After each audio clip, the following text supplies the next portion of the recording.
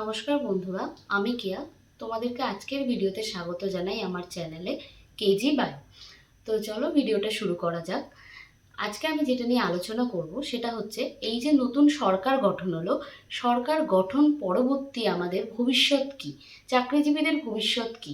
তাই না? আমরা জানি যে এই বিগত কয়েক বছরে আমরা দেখেছি যে আমাদের পশ্চিমবঙ্গে এসএলএসটি বা এসএসসি এসএলএসটির নিয়োগ প্রায় ছিলই না। এই যে সরকার বদলালো, এই সরকার যাওয়ার আগে কিছু প্রতিশ্রুতি আমাদের দিয়েছিল। যেমন এসএলএসটি যেটা কন্ডাক্ট করানো হলো 9, 10, 11, 12, সেটার ভেরিফিকেশন চলছিল। 11, 12 চলছিল, 9, 10 এখনও হোল্ডে আছে। তো বিষয়টা হচ্ছে এখন যে নানান প্রশ্নগুলো উঠে আসছে সেটা হচ্ছে এই যে 26,000 চাকরি বাতিল হয়েছিল, সেই 26,000-এর ভবিষ্যৎ কি হবে।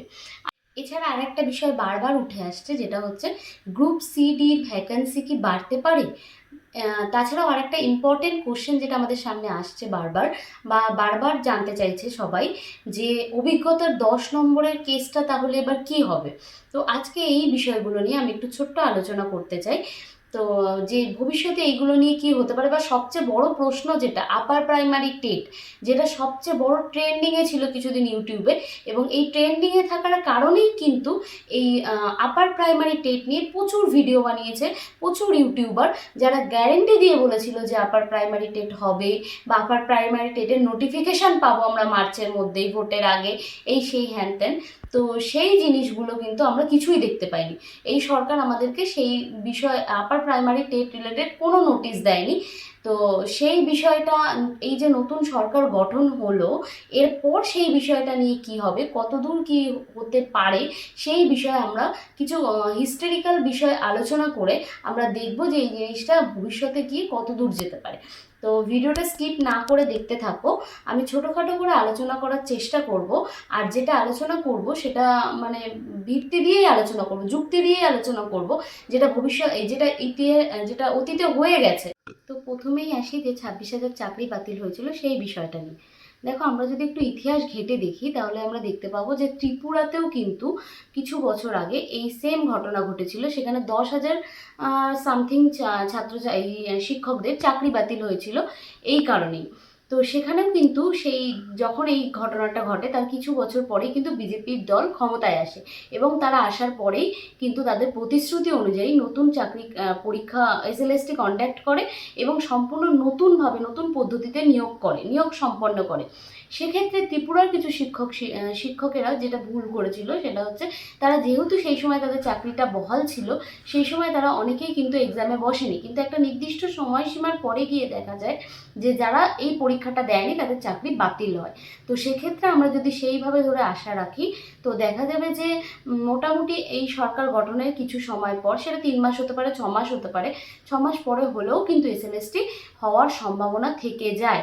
এবং যারা এই যে 26,000 চাকরি বাতিল হয়েছে তারাও কিন্তু পরীক্ষায় বসতে পারবে, এরকমই একটা সম্ভাবনা দেখা যাচ্ছে আপাতত। এরপর আসি গ্রুপ সিডির ভ্যাকেন্সি বাড়ার কথা।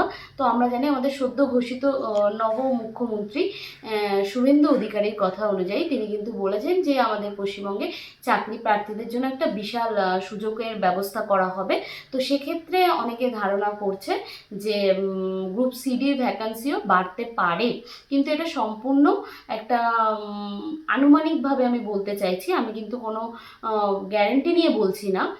আর আরেকটা বিষয় যেটা আলোচ্য সেটা হচ্ছে অভিজ্ঞতার 10 নম্বরটা তাহলে কি হবে। তো এখানে কিন্তু সুপ্রিম কোর্টের রায় সর্বোচ্চ রায় বলে ঘোষণা করা হয়েছিল। তো এই অভিজ্ঞতার 10 নম্বর, যেহেতু তারা চাকরি হারিয়েছে তাদেরকে একটা প্রাধান্য দেওয়ার জন্যই কিন্তু এই অভিজ্ঞতার 10 নম্বরের কথা তখন বলা হয়েছিল। আর আমার অভিজ্ঞতা যতটুকু বলে যে এই 10 নম্বর কিন্তু কখনোই বাদ যাবে না। তোমরা এই বিষয় নিয়ে শিওর থাকো। তবে নতুন এসএলএসটি বা থার্ড এসএলএসটি কিন্তু এই বছরের শেষের দিকে বা সামনের বছরের প্রথমের দিকে আমরা দেখতে পারি। আর আপার প্রাইমারি টেট কিন্তু খুব শীঘ্রই আসতে চলেছে। এই সরকার প্রতিষ্ঠা হওয়ার মোটামুটি একটু স্টেবল হয়ে গেলেই কিন্তু কিছুদিন পর চেয়ারম্যান বদলাবে আমাদের এসএসসি। তো তারপর কিন্তু আমরা আপার প্রাইমারি টেটের ভ্যাকেন্সি মোটামুটি দেখতে পাবো। তো সেই জন্যই বলছি যে তোমরা কিন্তু পড়াশোনাটা থামিয়ে রেখো না, পড়াশোনাটা চালিয়ে যেতে থাকো। আর সবচেয়ে বড় স্ক্যাম হয়েছে আমাদের সাথে যেটা, সেটা হচ্ছে প্রচুর ইউটিউব চ্যানেল কিন্তু প্রচুর ভিডিও দিয়েছে যে আপার প্রাইমারি টেট মার্চে হবে, এপ্রিলে হবে, এই রিলেটেড এত ভিডিও দিয়েছে। আর প্রচুর ছাত্রছাত্রীদের কাছে একটা অপশান খুলে দিয়েছে কি কোর্স নাও, তাই তো? প্রত্যেকটা ইউটিউব চ্যানেল খুললেই আগে আমরা দেখতে পারি কি কোর্স নাও, কোর্স নাও, এই কোর্স, ওই কোর্স, সেই কোর্স।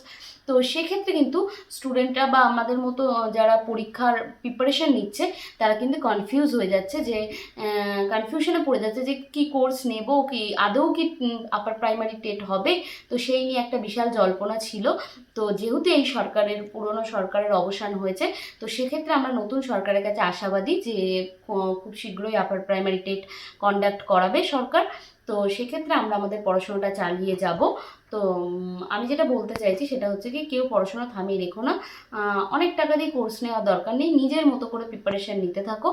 তারপর যদি ভ্যাকেন্সি আসার পরে তোমাদের মনে হয় যে তোমরা কোনো কোর্স পারচেস করতে চাও, সেটা তোমরা যে কোনো চ্যানেল থেকে করতে পারো নিজেদের পছন্দ অনুযায়ী। আমি কাউকে বলে দেবো না পার্টিকুলারলি যে এই চ্যানেলের কোর্স ভালো, ওই চ্যানেলের কোর্স খারাপ। যার যেটা ভালো লাগে সেটা চয়েস করে তোমরা পড়তে পারো, কিন্তু পড়াশোনাটা চালিয়ে যাও। আপার প্রাইমারি টেটের ভ্যাকেন্সি কিন্তু খুব শীঘ্রই আসতে চলেছে।